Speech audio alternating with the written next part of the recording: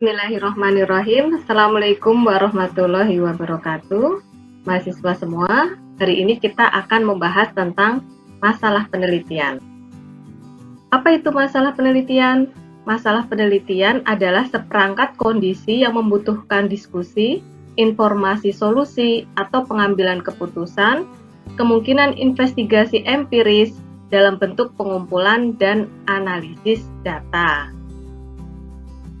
Baik, bagaimana kita mempertimbangkan suatu masalah akan menjadi masalah dalam penelitian kita? Yang pertama adalah masalah tidak asal ada. Yang terpenting adalah perlu dipecahkan dan belum pernah diteliti oleh peneliti sebelumnya. Kemudian yang kedua, masalah penelitian signifikan jika terkait dengan pengembangan teori, pengetahuan, atau pendidikan. Jadi kalau memang bidangnya pendidikan, ini akan bermanfaat dalam bidang pendidikan atau bidang yang lain. Yang terpenting adalah bermanfaat dalam bidang yang menjadi konsennya masing-masing. Baik, berikutnya adalah signifikansi masalah yang dikaji. Yang pertama adalah apakah penelitian terhadap masalah tersebut dapat memberikan pengetahuan yang mampu memperbaiki praktek pendidikan. Baik, jadi dalam bidang pendidikan, masalah yang dikaji itu akan signifikan jika salah satunya bisa menjawab pertanyaan seperti ini. Apakah bisa memperbaiki praktek pendidikan? Kemudian yang kedua, apakah masalah yang dipilih memungkinkan menguji teori yang sudah ada? Yang ketiga, apakah masalah yang dipilih untuk dikaji berfokus pada isu kekinian? Jadi kalau misalkan masalah yang dikaji berfokus pada isu kekinian, maka masalah itu akan lebih menarik. Karena banyak peneliti yang sedang tertarik pada bidang tersebut. Atau bisa juga memunculkan masalah yang baru, yang belum pernah diteliti. Oke, kalau biasanya masalah itu belum pernah diteliti dan tidak ada teorinya, kita bisa juga menggunakan mixed method. Ini kalau misalkan masalah yang dikaji masalah untuk penelitian kuantitatif. Kalau penelitian kuantitatif biasanya kita merujuk dari teori yang sudah ada. Bagaimana kalau kita ingin penelitian kuantitatif tetapi belum ada teorinya? Kalau belum ada teorinya, kita bisa menggunakan penelitian campuran atau mixed method.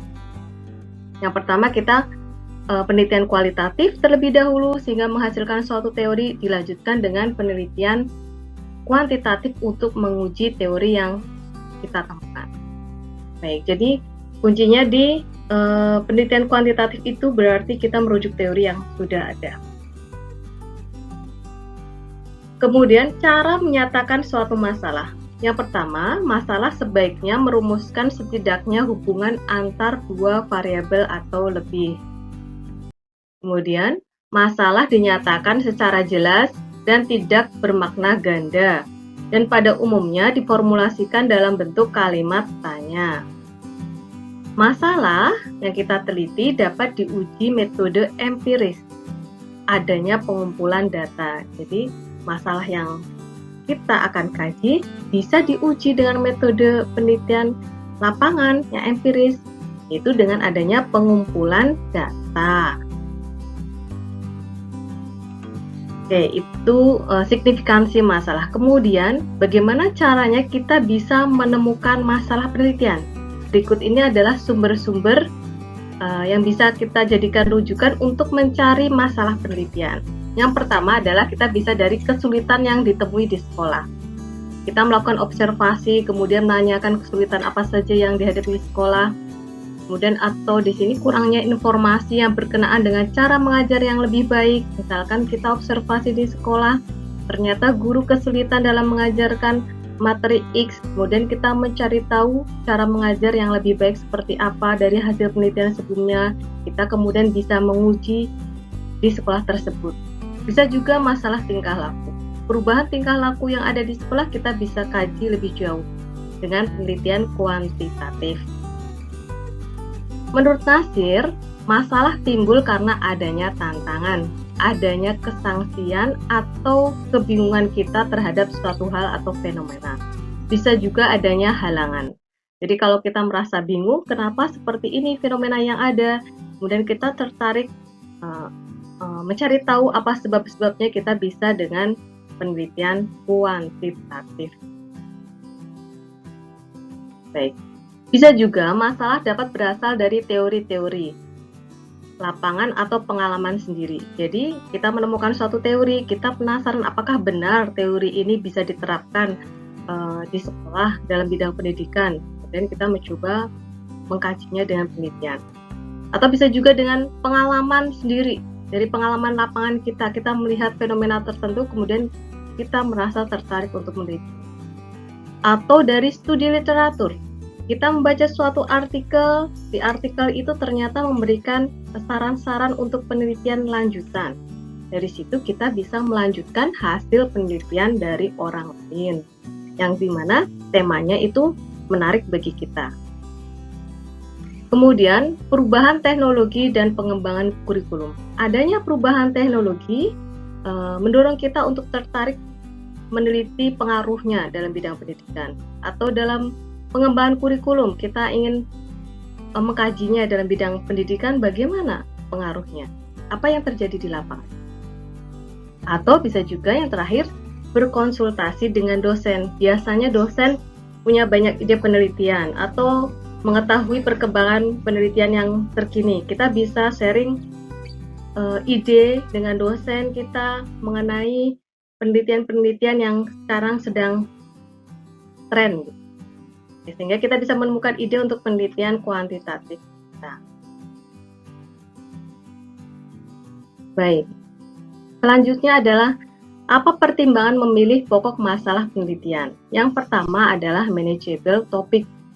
Topik itu kita kuasai dan terjangkau bagi kita. Kita bisa mengaksesnya, kita bisa mengetahui seluk-beluknya. Itu yang pertama.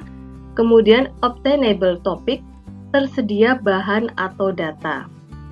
Kita bisa mencari referensinya, mencari teorinya, kemudian datanya kita juga bisa peroleh. Kemudian yang ketiga, significance of topic, sumbangan pengetahuan atau penting. Jadi topik yang kita kaji itu penting. Karena pentingnya itu kita maka melakukan penelitian. Berikutnya adalah interested topic, scientific truth. Artinya bahwa kita mencari kebenaran ilmiah dengan topik yang menarik ini menggunakan pendekatan penelitian kuantitatif. Kita bisa mengujinya dengan penelitian kuantitatif secara empiris. Berikutnya, apa kriteria masalah yang layak diteliti? Yang pertama adalah masalah itu baru. Kalau masalahnya sudah sering dikaji dan itu akan menjadi sesuatu yang biasa, maka akan nantinya sedikit penelitian tertarik. Apa bedanya baru dengan kekinian? Kekinian berarti ada isu yang baru tetapi masih jarang diteliti. Kemudian yang kedua, bernilai praktis. Jadi karena kita mudah aksesnya, akses sampel kita, maka akan bernilai praktis. Kemudian kita referensi-referensinya, kita bisa menjangkaunya dengan usaha yang kita lakukan. Yang ketiga, berada dalam batas kemampuan peneliti. Oke, jadi kalau misalkan ingin meneliti sampel dari populasi yang begitu besar, apakah kita mampu atau tidak? Misalkan meneliti sekolah di Indonesia, tentunya kita punya keterbatasan apabila meneliti di setiap provinsi yang ada di Indonesia. Kita coba lingkup yang lebih kecil. Jadi kita perlu melihat keterbatasan peneliti. Atau memang kita mampu, tidak masalah. Baik. Yang keempat, tidak mengundang kekuatan sosial politik. Jadi penelitian yang kita angkat masalahnya itu tidak memunculkan konflik atau bahkan mengangkat isu sara dan seterusnya. Kemudian yang terakhir, mempunyai sponsor. Kalau memang penelitian kita ada sponsornya, maka kita perlu lakukan penelitian itu ya. Jadi kalau misalkan biasanya ada beasiswa atau mungkin biaya untuk penelitian, kita bisa mengajukan. Jadi kita bisa punya sponsor. Gimana kalau tidak punya sponsor? kita bisa saja melakukan penelitian mandiri. Contoh jenis masalah penelitian. Yang pertama, masalah untuk mendeskripsikan fenomena. Di sini biasanya adalah penelitian deskripsi, penelitian survei, ini mendeskripsikan fenomena. Kemudian yang kedua, masalah yang membandingkan dua fenomena atau lebih. Masalah komparasi atau problem komparasi, mencari persamaan dan perbedaan. Misalkan kita akan membandingkan dua sekolah, bagaimana kelebihan dan kesamaan dari dua sekolah ini, itu adalah penelitiannya komparasi. Kemudian yang ketiga, masalah mencari hubungan dua fenomena atau lebih, problem korelasi. Yang pertama adalah korelasi sejajar. Contohnya kita mencari hubungan kemampuan bahasa Inggris dengan bahasa Indonesia. Kenapa korelasi sejajar? Karena ini sama-sama mata pelajaran, jadi korelasinya sejajar. Kemudian kita ingin mencari tahu korelasi sebab akibat. Contohnya adalah korelasi banjir dan curah hujan. Kemudian dengan adanya curah hujan di sini, maka menyebabkan banjir. Ini apakah sebab akibat? Kita teliti lebih jauh. Kemudian korelasi kedisiplinan belajar dengan prestasi yang dimiliki. Apakah ada hubungan sebab akibat antara kedisiplinan belajar dengan prestasi yang dimiliki? Kita perlu kaji lebih jauh. Oke. Berikutnya, bagaimana cara melatih keterampilan mengidentifikasi masalah? Yang pertama, kita perlu membaca banyak literatur. Kita banyak membaca artikel, baca buku-buku hasil penelitian, baik itu skripsi, tesis, maupun disertasi. Dengan banyak membaca itu, kita akan mulai bisa mencari suatu masalah yang ada di dalam bidang yang kita kaji. Yang kedua, bisa menghadiri kuliah atau seminar-seminar. Dengan menghadiri ini kita bisa diskusi dengan pakar-pakar sehingga kita bisa mengidentifikasi suatu masalah. Atau yang ketiga, mengadakan pengamatan atau penelitian kecil. Kita melakukan observasi kecil-kecilan di sekolah, menanyakan, amati, dan seterusnya. Mengunjungi perpustakaan untuk memperoleh topik. Ini sebagian dari banyak literatur, kita bisa mengunjungi perpustakaan, kita cari topik-topik yang menarik, membaca jurnal ilmiah, artikel-artikel, kemudian yang terakhir mengumpulkan bahan atau kajian yang berhubungan dengan bidang kita.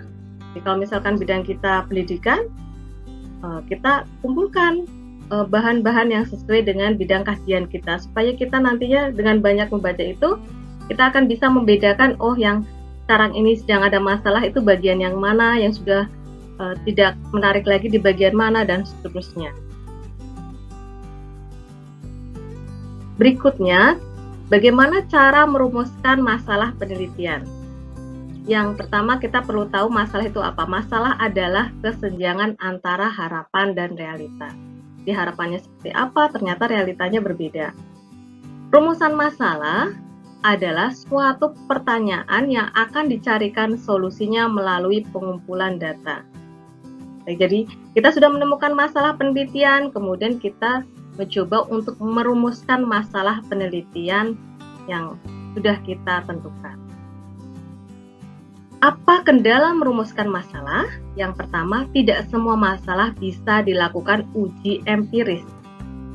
Jadi tidak semua masalah itu bisa diuji empiris, bisa dilakukan penelitian, apalagi penelitian kuantitatif, tidak semuanya.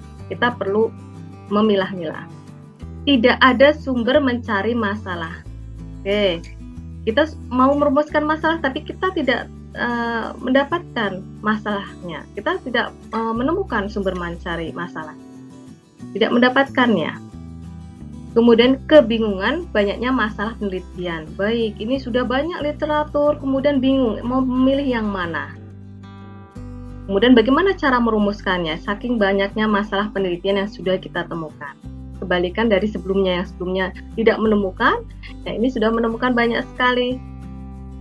Baik, kalau misalkan menemukan banyak sekali masalah penelitian, tinggal kita fokus yang paling menarik bagi kita untuk diteliti itu yang mana. Yang keempat, masalah menarik tapi sukar mendapatkan data. Oke, jadi yang poin keempat ini tinggal kembali lagi ke pada peneliti, apakah mau meneruskan atau ganti. Kalau misalkan meneruskan, sukar mendapatkan data, kita coba cari data sampel yang lain. Kalau memang sampel yang kita tuju kita kesulitan, kita coba apakah ada populasi lain yang sesuai dengan masalah yang kita temukan ini. Kalau memang populasi yang akan kita teliti ini kita sukar mendapatkan datanya, berarti bisa berganti. Kalau untuk penelitian kuantitatif berganti populasi penelitian. Bagaimana bentuk rumusan masalah? Apabila merujuk pada Rus Effendi dan Ahmad Sanusi, rumusan masalah bisa dalam bentuk pernyataan, pertanyaan, atau hipotesis. Misalkan di sini bentuk pernyataan. Maksud penelitian ini adalah untuk melihat pengaruh metode Qiroati terhadap kemampuan membaca Al-Quran siswa SD 2 Purwokerto. Bentuk pertanyaan, apakah ada perbedaan kemampuan membaca Al-Quran antara siswa yang menggunakan metode Qiroati dengan yang tidak pada siswa SD 2 Purwokerto? Bagaimana bentuk hipotesisnya? Bentuk hipotesis adalah, ini asumsi, terdapat perbedaan kemampuan membaca Al-Quran antara siswa yang menggunakan metode Qiroati dengan yang tidak pada siswa SD 2 Purwokerto. Ini terdapat perbedaan kemampuan baca Al-Quran. Ini asumsinya terdapat perbedaan. Ini berupa pertanyaan, ini berupa pernyataan. Jadi bentuk rumusan masalah itu ada 3. Berikutnya, 3 macam cara formulasi masalah. Apabila merujuk pada Macmillan dan Shoemaker, yang pertama adalah pertanyaan penelitian yang bersifat deskriptif. Bagaimanakah sikap masyarakat terhadap sekolah gratis? Yang kedua, pertanyaan penelitian yang bersifat korelasional. Korelasional bersifat resiprokal. Resiprokal di sini contohnya adalah, adakah hubungan motivasi belajar dengan hasil belajar? Berikutnya, korelasi bersifat sebab kausal, sebab akibat. Adakah pengaruh sertifikasi guru terhadap kinerja guru? Jadi sebab akibat. Jadi ada yang hubungan yang bersifat resiprokal, ada yang bersifat sebab akibat. Yang ketiga, pertanyaan penelitian yang bersifat perbedaan. Contohnya adalah, adakah perbedaan hasil belajar antara siswa yang berasal dari SD dan MI yang belajar di SMP Negeri 8 Purwokerto? Ini bersifat perbedaan, komparasi. Oke, berikutnya, ketika kita sudah menemukan masalah penelitian, kita bisa merumuskannya, kemudian kita bisa menyusun judul penelitian. Berikut adalah teknis penulisan judul penelitian. Yang pertama, judul hendaknya sesuai dengan isi kegiatan penelitian. Ini sari penelitian. Kata-kata yang dipilih jelas, hindari kata-kata puitis. Jadi beda dengan puisi ya, jadi harus jelas sekali. Kelengkapan judul memuat diantaranya ini. Ini sangat lengkap jika muat jenis penelitian, objek yang diteliti, subjek penelitian, lokasi penelitian, tahun atau waktu terjadinya penelitian tersebut. Misalkan jenis penelitian, studi komparasi prestasi belajar siswa objek diteliti pada siswa kelas 4 di MIX Purwokerto tahun ajaran 2021-2022. Itu urutannya kalau misalkan judul kita lengkap. Baik, mungkin itu materi hari ini. Semoga bermanfaat untuk semua mahasiswa. Sekian. Assalamualaikum warahmatullahi wabarakatuh.